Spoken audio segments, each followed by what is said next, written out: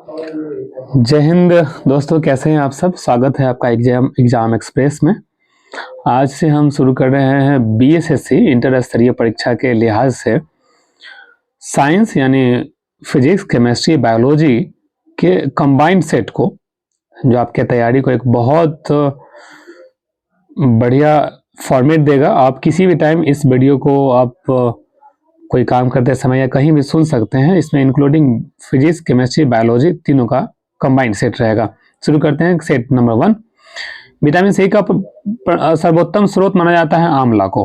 Vitamin A का सर्वोत्तम स्रोत मानते हैं पके हुए आम को। और विटामिन डी एक ऐसा विटामिन है जिसे हार्मोन के रूप में जाना जाता है। विटामिन डी में बच्चों की कमी से रिकेट्स रोग होता है और वयस्कों में ऑस्ट्रोमेलेसिया रोग होता है, याद रखिएगा। मानव शरीर में गुर्दों का जो प्रमुख कार्य है, शरीर से बेकार द्रव्य को बाहर निकालने का कार्य है। किस विटामिन की कमी से रतौंधी होता है?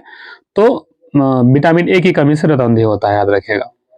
राइबोसोम पादप का भूमिगत प्रारूप है, तना, याद रखिएगा। चेचक के टीके की खोज किया था एडवर्ड जेनर ने, याद रखिए। चेचक के टीके की खोज किया था एडवर्ड जेनर ने। और हाइड्रोजन बम का खोज किया था एडवर्ड टेलर ने। हाइड्रोजन का खोज किया हेनरी कैवेंडिश ने। और जो यूनिवर्सल ग्रेविटेशनल कांस्टेंट है यानी कैपिटल जी है, इसका खोज किया था हेनरी कैवेंडिश ने ही। कैपिटल जी का मान जो होता है 6.67 गुना 10 के पावर -11 न्यूटन मीटर पर स्क्वायर पर केजी स्क्वायर होता है, याद रखिएगा। ठीक है। और आपका जो हाइड्रोजन बम है या जो सूर्य से जो निरंतर ऊर्जा निकलती है, ये आपका नाभिकीय संलयन पर का सिद्धांत पर आधारित है। जो सूर्य से जो ऊष्मा निकलती है उसमें नियंत्रित नाभिकीय संलयन प्रक्रिया का सिद्धांत है। और हाइड्रोजन बम जो बनता है उसमें अनियंत्रित हाइड्रोजन संलयन की प्रक्रिया पर संबंधित है। अब बात करते हैं, जैसे आपने सुना होगा कि मलेरिया, डेंगू या फाइलेरिया, तो ये सब प्रोटोजोआ के कारण होता है। खासकर ये भी जानिए कि मादा एनफ्लुएंजा से मलेरिया होता है, मादा एडिस से डेंगू होता है, आपका मादा क्यूलेक्स से फाइलेरिया होता है, याद रखिएगा।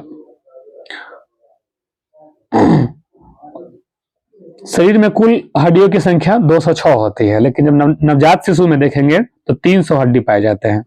शरीर की सबसे लंबी अस्थि है, सबसे लंबी जो हड्डी है वो जांघ की हड्डी फीमर है। और सबसे छोटी अस्थि है कान की हड्डी, जो है इसको स्टेपिज बोलते हैं। सबसे बड़ी अस्थि में आ जाएगा फीमर, जो जांघ में पाया जाता है। और सबसे छोटी अस्थि जो कान में है उसको स्टेपिज बोलते हैं। और शरीर में सबसे मजबूत हड्डी जो है जबड़े की हड्डी होती है। 1 मिनट में हृदय 72 बार धड़कता है, याद रखिएगा। हृदय से संबंधित है ईसीजी और ईईजी संबंधित है मस्तिष्क से। खून का रंग लाल होता है हेमोग्लोबिन के कारण। ठीक है। हेमोग्लोबिन यौगिक है, एक प्रोटीन का यौगिक है। और याद रखिए कि हमारे शरीर में ऑक्सीजन का सप्लाई जो होता है, संचरण, वो हेमोग्लोबिन के द्वारा ही होता है, याद रखिएगा। लाल रक्त कणिकाओं का जीवन काल 120 दिन होता है। रुधिर को थक्का जमने में सहायक होता है विटामिन के। ठीक है। रुधिर का तरल भाग है प्लाज्मा, याद रखिएगा। प्लाज्मा में जो पानी होता है वो 90% होता है। और प्लाज्मा में जो रक्त होता है वो, आप कमेंट बॉक्स में बताइए कि प्लाज्मा में रक्त कितना होता है। रक्त समूह में सर्वदाता कहते हैं, यानी यूनिवर्सल डोनर कहते हैं ग्रुप ओ को। और सर्वग्राही यूनिवर्सल एक्सेप्टर कहते हैं एबी को। और ज्यादा डिटेल में जानिए कि यूनिवर्सल डोनर बोलते हैं ओ नेगेटिव को, और सर्वग्राही यूनिवर्सल एक्सेप्टर बोलते हैं एबी पॉजिटिव को। पित्त स्रावित होता है, यानी पित्त जो निकलता है यकृत से, और पित्त जमा होता है पित्ताशय में। स्वस्थ मनुष्य का रक्तचाप यानी ब्लड प्रेशर 120/80 होता है। रक्त से अशुद्ध पदार्थों को अलग करता है किडनी, याद रखिएगा। किडनी जो है रक्त से अशुद्ध पदार्थों को अलग करता है। शरीर की सबसे बड़ी कोशिका है, यानी आप याद रखिएगा, शरीर की सबसे बड़ी कोशिका है शुतुरमुर्ग का अंडा। हाइड्रोफोबिया संबंधित है कुत्ते के काटने से। हाइड्रोफोबिया का संबंध किससे है? तो कुत्ते के काटने से है। वायरोलॉजी का संबंध किससे है? वायरोलॉजी तो विषाणुओं के अध्ययन से।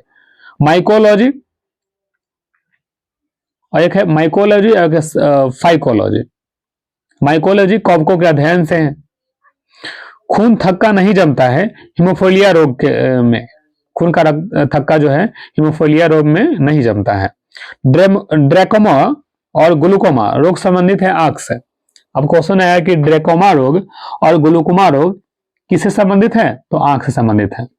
प्लाज्मोडियम परजीवी है आपका याद रखिएगा। मलेरिया रोग जो है प्लाज्मोडियम परजीवी का उदाहरण है।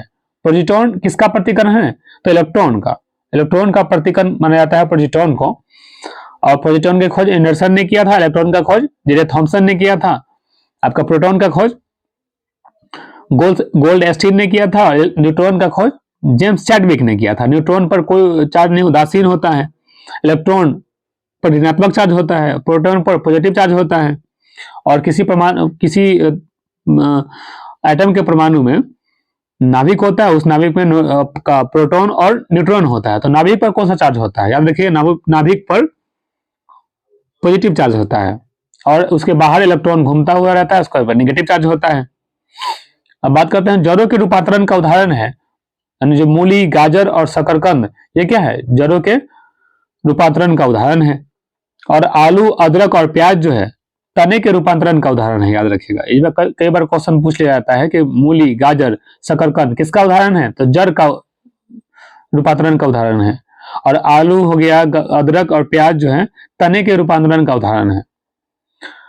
पालक के पत्तों में जो है लौह की मात्रा सर्वाधिक होती है। याद रखिएगा, स्वस्थ शरीर में खून की मात्रा 5 से 6 लीटर होता है। एक स्वस्थ व्यक्ति के शरीर में खून की मात्रा 5 से 6 लीटर होता है। याद रखिएगा। वायुमंडल में ऑक्सीजन की मात्रा संतुलित होती है प्रकाश संश्लेषण के द्वारा। कवकों का अध्ययन माइकोलॉजी। हड्डियों में मुख्यतः पाया जाता है कैल्शियम और फास्फोरस। मानव में गुणसूत्रों की संख्या 46 होती है, जो 23 जोड़ा होता है।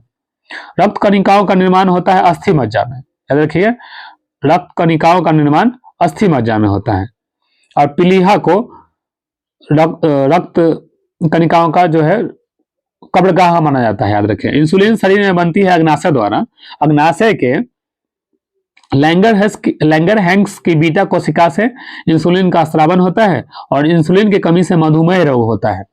इंसुलिन दूर किया जा सकता है डहेलिया के जड़ों से। याद रखिएगा, यानी डहेलिया किसके उपचार में सहायक होता है? तो इंसुलिन मधुमेह रोग में उपचार में सहायक होता है। ठीक है। अब बात करते हैं कि प्यूटरी ग्रंथि पाई जाती है मस्तिष्क में।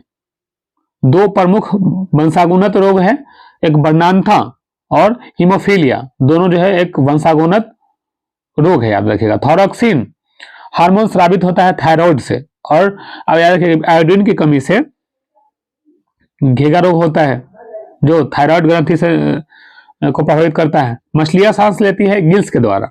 विटामिन ए का सर्वोत्तम स्रोत माना जाता है आपको गाजर को। जठर रस में, यानी जठर रस में पाया जाता है हाइड्रोक्लोरिक अम्ल।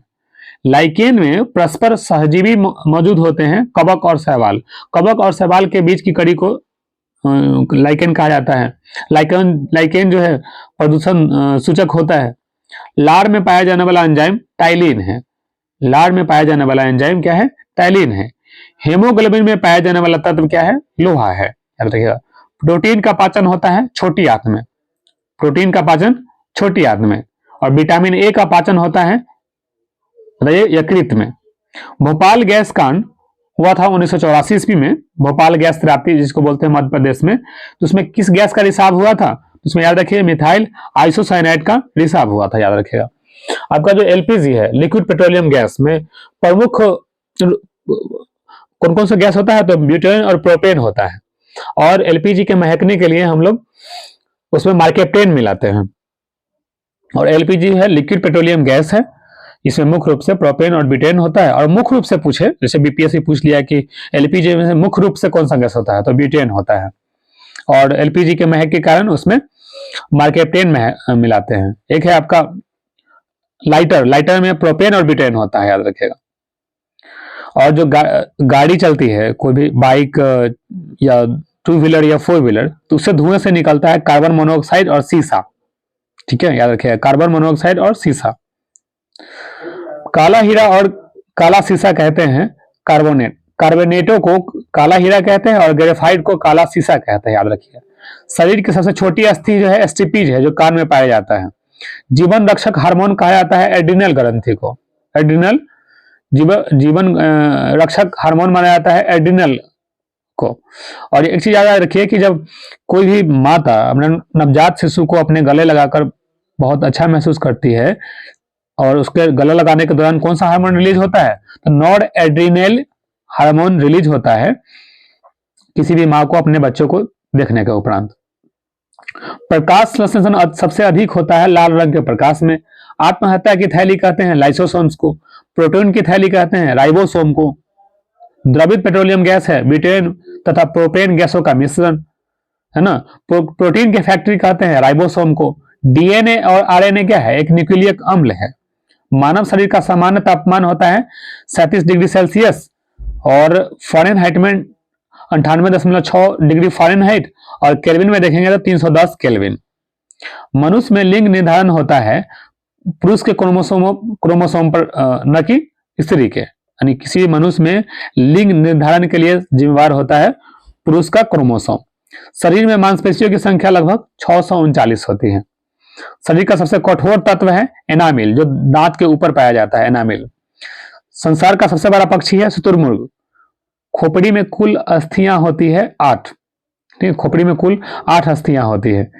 जीन के संश्लेषण में संबंधित व्यक्ति हरगोबिंद खुराना, यानी सर्वप्रथम प्रयोगशाला में जीन बनाया था हरगोबिंद खुराना ने। डीएनए की खोज किया था फ्रेडरिक मिस्चर ने, और डीएनए के डबल हेलिक्स मॉडल का खोज किया था वाटसन और क्रिक ने। ठीक है, संसार का सबसे छोटा पुष्प है, यानी सबसे छोटा फूल है वुल्फिया। पुरुष जीन संघटक है XY, यानी XY किसका क्रोमोसोम होगा, तो याद रखिए कि पुरुष का होगा। प्रकाश संश्लेषण क्रिया में ऑक्सीजन मिलता है कहां से, जल से। ठीक है, प्रकाश संश्लेषण के लिए आवश्यक गैस कौन सा है, कार्बन डाइऑक्साइड है।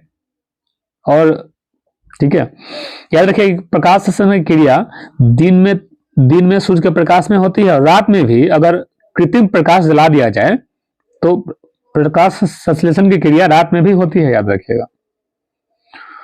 और सबसे जो प्रकाश संश्लेषण के उत्पाद के रूप में ऑक्सीजन निकलता है, यानी ऐसा पूछ लिया जाए कि प्रकाश संश्लेषण का उत्पाद क्या है, तो ऑक्सीजन है। मधुमेह रोग होता है इंसुलिन की कमी से। पौधे का मुख्य प्रकाश संश्लेषी अंग है पत्ती, पत्ती में जो रंध्र होता है उसी से पेड़ पौधे सांस लेते हैं। ब्रोनकाइटिस एक रोग है कृत्रिम हृदय का, आर्टिफिशियल हार्ट का। एक लड़का अपने पिता से क्रोमोसोम पाता है, यानी 22+Y। ठीक है, तो ये था दोस्तों 10 मिनट स्पेशल में, जो कि PSSC के तैयारी के लिहाज से बहुत खास महत्वपूर्ण उपयोगिता आपके लिए साबित होगा। इसको निश्चय आपको अच्छे से देखिए, 3-4 बार देखिए, और आप अपने तैयारी को और एक बेहतर रूप दीजिए। इसी शुभकामना के साथ आपसे जय हिंद, जय भारत।